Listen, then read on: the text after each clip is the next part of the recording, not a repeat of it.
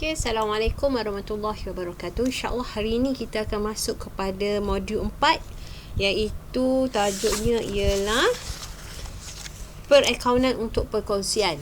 Okey, tajuk perakaunan untuk perkongsian ini, pada awalnya kita akan belajar bagaimana perkongsian itu ditubuhkan dan akaun-akaun yang akan terbabit akan kita buka untuk semasa penubuhan perakaunan. Okey, seterusnya kita akan belajar pembubaran perakaunan dan ada akaun-akaun yang akan terlibat.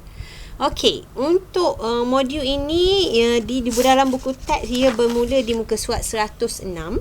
Okey, so sekarang saya akan terangkan iaitu apa itu perkongsian. Perkongsian adalah suatu gabungan oleh 2 hingga 20 orang berkongsi untuk mendapatkan keuntungan.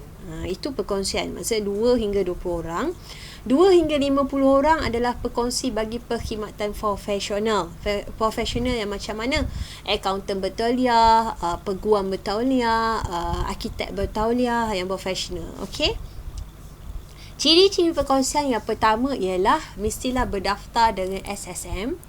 Modalnya dari perkongsi. Okey, liability yang tiada had. Tiada had ni macam mana? Masa contoh dia, liability tidak terhad ni iaitu jika buat pinjaman pada bank, jika gagal, bank tidak ada hak, tiada had untuk sita barang dalam kedai saja. No, bila perkongsian dia boleh sita semua yang dalam rumah dia, okey, untuk langsaikan hutang tersebut. Okey, perkongsian ini dibawa Akta Perkongsian 1961, ada akta dia 1961. Perkongsi aktif adalah perkongsi yang menguruskan perniagaan. Okey, bubar jika perkongsi muflis, meninggal dan dipersetujui. Okey, muflis ni diisytiharkan oleh mahkamah lah, yang kita ahli kongsi kita salah seorangnya bankrupt, so bubar maksudnya batal lah, tutup lah perkongsian tu, meninggal dunia. Okey, dan dipersetujui. Setujui macam mana? Jika ahli kongsi kita ada yang tak mampu untuk menguruskan perkongsian tersebut sebab nak belajar, sambung belajar luar negara selama 5-6 tahun, so kita terpaksa bubar dululah. Okey, untung atau rugi bahagi ikut akta ataupun perjanjian perkongsian yang dipersetujui. Okey, akta apa perkongsian? Akta Perkongsian 1961. Okey, Akta 1961. Okey, masa kita nak tubuh perkongsian, kita ada 2 pilihan. Sama ada kita nak, ahli kita dan ahli-ahli kongsi kita bersetuju untuk menggunakan Akta Perkongsian 1961 sebagai pegangan ataupun panduan kita sepanjang melaksanakan perkongsian pun boleh. Atau kita boleh mewujudkan perjanjian perkongsian di antara ahli-ahli kongsi kita. Okey, so akta kata apa? Akta Perkongsian 1961 kata apa? Yang pertama, untung atau rugi dibahagi sama rata. Okey, sama ada A keluarkan modal RM1,000,000, B RM10,000. Modal tu sikit banyak tak kisah, untung atau rugi dibahagi sama rata. Siapa kata tu? Akta Perkongsian 1961 kata. Okey, selain pada tu, akta kata faedah atau pinjaman dari perkongsi adalah 8% setahun. 8% setahun. Apa maksud faedah atas pinjaman perkongsi ni? Ini bukan pinjaman bank. No. Perkongsian kita, perniagaan kita mengalami masalah keuangan. Ahli kongsi pinjamkan duit dia. Tu yang kita namakan pinjaman dari perkongsi. Diberikan faedah, maknanya perkongsi bagi pinjaman, bantu perniagaan jadi maju, dapat duit.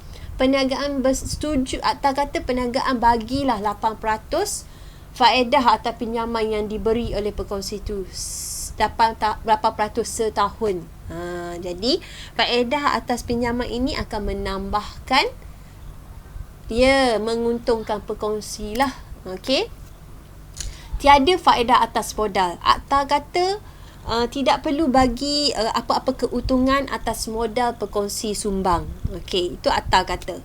Tiada gaji perkongsi. Ahli kongsi kita ada yang pandai bawa lori, jadi patutnya bayar gaji, tapi akta kata tak perlu bayar gaji perkongsi. Akta berkata juga tiada faedah atas ambilan.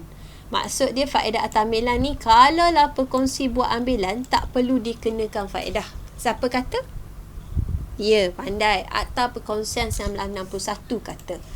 Setiap perkongsi berhak menguruskan perkongsian. Siapa-siapa yang ahli kongsi kita berhak nak urus perkongsian. Dia nak urus bahagian akaun boleh, dia nak urus bahagian stok boleh, dia nak urus pasal pemasaran boleh, dia nak pandai buat iklan boleh, dia nak buat lori boleh. Semua perkongsi berhak urus perkongsian. Siapa kata? Yes, Akta Perkongsian 1961 kata. Okey. Semua akaun perkongsian disimpan dalam perniagaan. Dan semua perkongsi berhak memeriksanya. Siapa-siapa yang rasa muskil tentang akaun dia, dia boleh pergi check je. Akta Perkongsian 1961 kata semua akaun perkongsian disimpan dan berhak diperiksa oleh setiap ahli kongsi. Okey. Andai kata ahli kongsi kita tak setuju dengan akta ni, so kenalah ada perjanjian perkongsian. Jadi dalam perjanjian perkongsian ni, kena ada apa? Perjanjian. Dia tak boleh ikut akta. Akta kata untung rugi sama rata, tak mau. Kita nak ikut modal yang dilaburkan. Tak adil lah. Saya keluar modal banyak, dia modal sikit tapi untung dia dengan saya sama. Mungkin ahli kongsi kata tak mau ikut Akta Perkongsian 1961. So kita kena buat perjanjian barulah. Untuk apa ni semua ni? Untuk elakkan pergaduhan, perselisihan faham. Okey. Buatlah perjanjian. So dalam perjanjian tu yang pertama kena ada nama perniagaan dan juga nama semua ahli kongsi. Yang kedua, bentuk dan alamat perniagaan.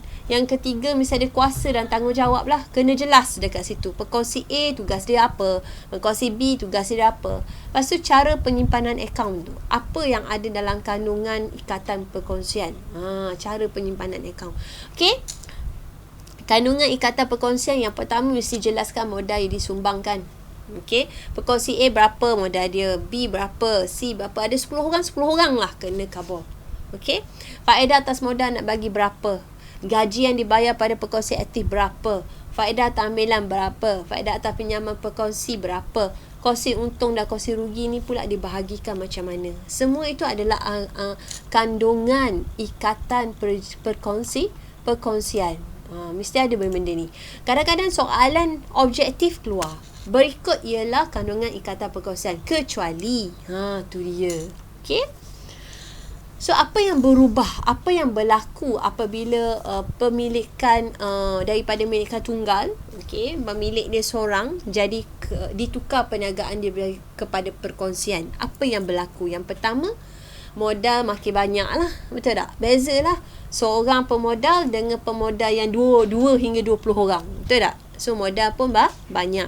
Kepakaran pun banyak jugalah. Boleh kita share bila ahli kongsi kita mahir banyak bidang. Mungkin saya pandai buat nasi lemak saja. Dulu saya buka warung nasi lemak. Sekarang saya dah berkongsi ataupun buat satu perkongsian dengan orang yang mahir buat teh tarik. Mungkin. Kan? Ataupun mahir buat iklan dalam internet, online mungkin. So kepakaran ini yang dilihat berlaku perubahan bila milikan tunggal menjadi perkongsian. Okey. Selain itu mengurangkan risiko perniagaan. Maksud saya, kalau saya jual nasi lemak je, mungkin ada ahli kongsi saya yang mahir buat nasi minyak. So perniagaan itu makin berkembang. Betul. So risiko dari kerugian itu dapat dikurangkan. Sekurang-kurangnya yang datang itu boleh memberi keuntungan yang berlebihan. Okey. Next, kesan kemasukan rakan baru. Bila rakan kongsi tiba-tiba nak masuk, ni tengok kedai kita bila berkongsi 2 orang ni, makin maju, aku nak jadi ahli kongsi yang ketiga lah. So apa yang berubah? So berubah daripada segi wang tunai kita lah. Bila nak jadi ahli kongsi, dia kena laburkan modal kan, membetulkan wang tunai atau sebagainya. Mungkin juga ada liability yang bertambah. Selain itu boleh buat jadi bila ada ahli kongsi baru je masuk, kena buat ikatan perkongsian yang baru. Dulu berdua, sekarang dah nak jadi 3 kan. Okey.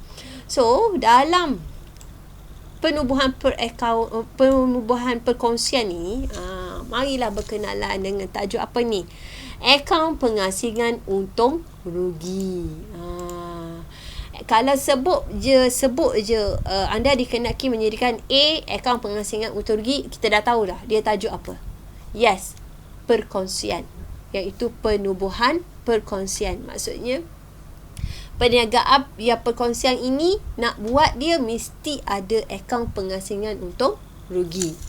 Itu dia. Okey. So apa dia akaun pengasingan untung rugi ni? Yang pertama, kita tengok dia berbentuk T. Bentuk T macam ni lah. Akaun pengasingan untung rugi bentuk T. Untung bersih. Dia mula dengan untung bersih. Dia mula dengan apa? Untung bersih. Apa-apa kerja, apa-apa pengiraan pun untuk akaun penghasilan untung rugi dia akan mula dengan untung bersih. Jadi kemungkinan soalan akan mula dengan untung kasar. So macam mana dari untung kasar nak jadi untung bersih? Untung kasar tambah hasil tolak belanja. Betul. Kadang-kadang dia bagi untung bersih tapi yang tak bersih lagi. Ada yang belum buat itu, ada yang belanja prabayar belum bayar, apa saja. Jadi kita kena bersihkan untung tu dulu. Dekat maklumat tambahan tu kita kena buat pelarasan. Kadang-kadang soalan bila nak bagi kita makan yang banyak, dia mungkin bagi kita dari jualan belian. So daripada jualan belian tu, macam mana kita nak buat sehingga dapat untung bersih? Kita akan tolak dengan kos jualan dulu, betul? Kita akan dapatkan untung kasarnya, kita akan tambah hasilnya, kita akan tolak belanjanya dan sehinggalah kita dapat untung bersih. Boleh terima? Jadi, dalam akaun pengasingan untung rugi ni, kita akan jumpa dengan faedah atas ambilan. Faedah yang atas ambilan ini akan menambahkan untung perniagaan. Kenapa menambahkan untung bersih? Sebab, bila ahli kongsi buat ambilan, dia kalau dulu ambilan dianggap macam biasa saja. Tapi sekarang, setiap ahli kongsi yang buat ambilan, kita kenakan faedah. So, faedah itu yang menguntungkan perniagaan, yang menambahkan untung bersih. Faedah atas modal ni, setiap ahli kongsi kita keluarkan modal, kita bagi dia faedah. So, dari untung bersih ni, kita akan kurangkan untung kita sebab apa? Sebab kena bayar faedah atas modal. Dari untung bersih dan tambah faedah atas ambilan ini, kita akan bayar gaji, bonus, allowance berkongsi. Kuranglah untung bersih kita kan? Jadi, akhirnya kita akan kira lah berapa yang sebenar-benarnya kita akan kongsi untung ataupun kongsi rugi bersama dengan ahli kongsi kita. So, kongsi rugi, kongsi untung sebenarnya akan kita dapat dalam akaun pengasingan. Ini bentuk T. Bentuk T, hasil akan duduk kredit. Belanja akan duduk debit. Pandai. Bentuk penyata, bentuk ini pula macam rumah flat lah. Ni rumah teras saya panggil. Rumah teras 2 pintu. Ada 2 pintu. 1 pintu hasil, 1 pintu belanja. Okey, kalau bentuk penyata dia sama. Dia masih mula dengan untung bersih. Kita kena cari untung bersih dulu. Lepas tu untung bersih kita akan bertambah dengan faedah atas ambilan. Macam mana nak kira faedah atas ambilan? Kejap lagi saya ajar. Okey. Lepas tu untung bersih kita yang bertambah tadi tu berkurang. Sebab apa? Kita bayar faedah atas modal berkongsi. Kita bagi faedah atas modal yang dilabur. Lepas tu kita bayar gaji dia, kita bayar allowance dia, kita bayar bonus dia. Maka dapatlah yang sebenar-benarnya kongsi untung yang kita nak. Okey? Itu sahaja untuk kali ini.